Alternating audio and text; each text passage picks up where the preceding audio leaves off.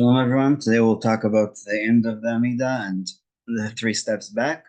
So, as an introduction, the Talmud in Brachot, page 16b and 17a, talks about all kinds of rabbis during the time of the Tanaim and the Amoraim, meaning the Mishnaic and the Talmudic time, and how they would conclude their Amidah, or their prayer. So the Gemara describes how after Rabbi Elazar concluded his prayer, he said the following: May it be your will, Lord our God, to cause to dwell in our lot love and brotherhood, peace and friendship, and may you make our borders rich in discipline and cause us to ultimately succeed, that we will have a good end and hope. And may you set our portion in the Garden of Eden, and may you establish for us good companion and a good inclination in your world. And may we rise early and find the aspiration of our hearts to fear your name, and may the satisfaction of our souls come before you. And that's how he concluded. Then it talks about Rabbi Yochanan and others. And finally, the one that we say today is when Mar, son of Ravina, would conclude his prayer. He said the following: My God, guard my tongue from evil and my lips from speaking deceit. To those who curse me, let my soul be silent, and may my soul be like dust to all. Open my heart to your Torah, and may my soul pursue your mitzvot. And save me from a bad mishap, from the evil inclination, from a bad woman, which really should be person, and from all evils that suddenly come upon the world, and all who plan evil against me swiftly thwart their counsel and frustrate their plans. May the words of my mouth and the meditations of my heart find favor before you, Lord, my rock and my redeemer. That last verse is also precedes this prayer that we say at the end, and that's from Psalm 19. The last verse is Adonai Tzuri V'Gali, and that song became, I think, famous in English by the Rivers of Babylon in the end of the 1950s, and then again in 85 when they had a reunion. But that verse is being said by our people for at least 1800 years at the conclusion of the Amidah, and that's how he starts this last paragraph. So, in reciting the verse Yule Ratzon, may the expressions of my mouth and heart find favor before you, Hashem, my rock and my redeemer, which is said after the blessing for shalom, for peace, we end the main part of the Amidah. Therefore, if one hears Kaddish Kedusha while he is between the bracha and that verse, he may not answer, because that verse is still part of the Amidah, and that's the conclusion of both the Shulchan Aruch for the Sephardim and the Ramah for the Ashkenazi Jews. However, from the beginning of Elokai Netzor until the second time Yule Ratzon is recited, one is permitted to respond to Kaddish, Kedusha, Baruch Hu, and even Modim, which means a paragraph that we say silently when the Chazan continues in the 18th blessing, like the law regarding one who is in the middle of Birkot Kveat Shema, because the person praying has already concluded the main part of the Amidah. Nevertheless, since he did not entirely finish the prayer, he is prohibited from answering Amen after blessings or anything similar, and that's the conclusion again of the Shulchan Aruch and Hilchot Birkot Kveat Shema, which we studied in this book previously. As we have learned, it is in this section that one may extend his supplication and request as much as he desires, like it is said about Rabbi Akiva, that when he would pray individually, he would prolong his prayer with supplications following the Amidah. And like I said, they also said he was bowing down so many times at the end of the Amidah that they found him in a different corner of the room that they saw him start the Amidah. And let me just say one, I won't call it a prohibition, I think it's a restriction.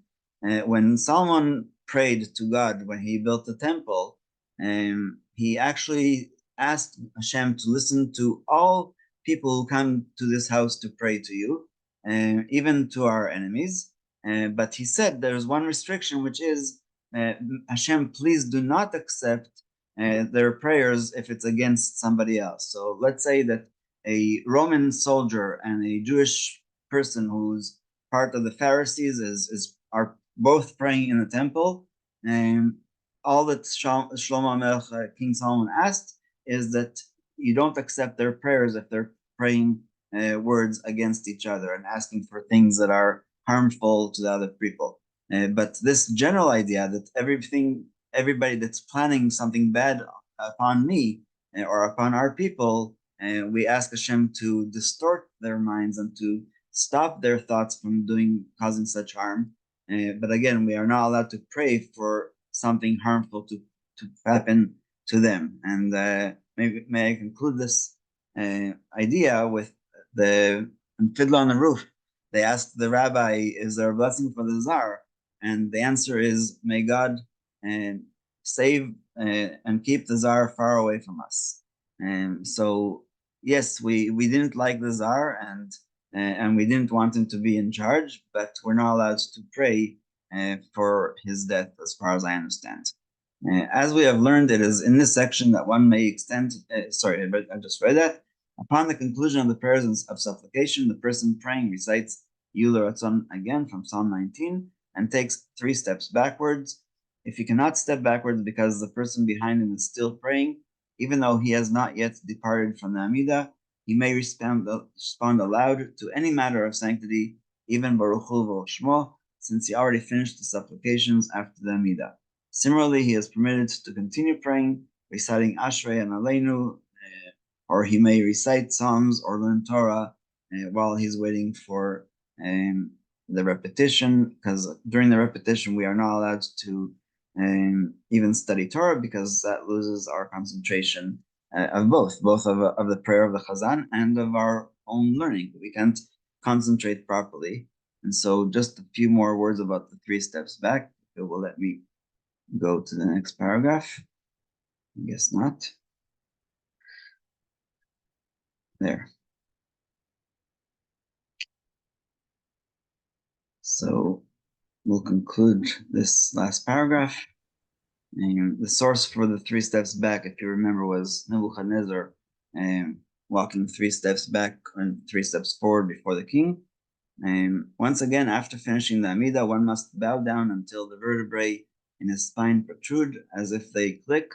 While bowing down, he takes 3 steps backwards. Subsequently, still bowing, he turns to his left side and says, Oseh Shalom B'Mamav, turns to his right side and says, Hu Yaseh Shalom Aleinu, bows down in front of him and says, Ve'al Kol Yisrael V'Imru Amen, and then straightens himself. Many people are accustomed to say afterwards, Yeh Ratzon, regarding the building of the temple. This is because prayer corresponds to the Korban Tamid. Therefore, we request that the temple be rebuilt. Also, we take these 3 steps backwards for proper reverence to the people that, to God, because it's like when we are meeting a very important person. And so it includes the Chachamim say that if a person prays and does not depart from the Amidah properly by taking 3 steps back and saying Oseh Shalom, it would have been better not to have prayed at all. One who fails to conclude in this fashion proves that he did not understand that he was standing before the King of Kings, HaKadosh Baruch Hu, and consequently he desecrates the prayer. So the idea of these 3 steps back and saying Oseh Shalom in Ramav is because the prayer that we end every Shmoneh Esrei is the prayer of peace. And if there's peace, if you remember, even in Rashi yesterday, we talked about, 2 days ago, we talked about Shalom. Shalom is not only is peace, it also means wholesomeness, from the word shlemut. So if there's peace, all of our needs will be fulfilled because we'll be able to sow the land without worrying that somebody will take it. We won't have disease. We won't have death at an early stage because of illness or wars. And so peace is really the ultimate goal, and that's how we conclude every prayer. And last but not least, Oseh Shalom B'Mamav, those 3 words are from a verse in Job, but the rest is just what the rabbis added to make it sound a lot better. So Hashem makes peace in heavens between the angels, or between the angels and us, and so we're also asking him to make peace between us and our fellow human being, and that's how we say that just like you made peace there, we are expecting and asking for you to make peace down here on earth between us. And so we'll stop there. If anybody has any questions,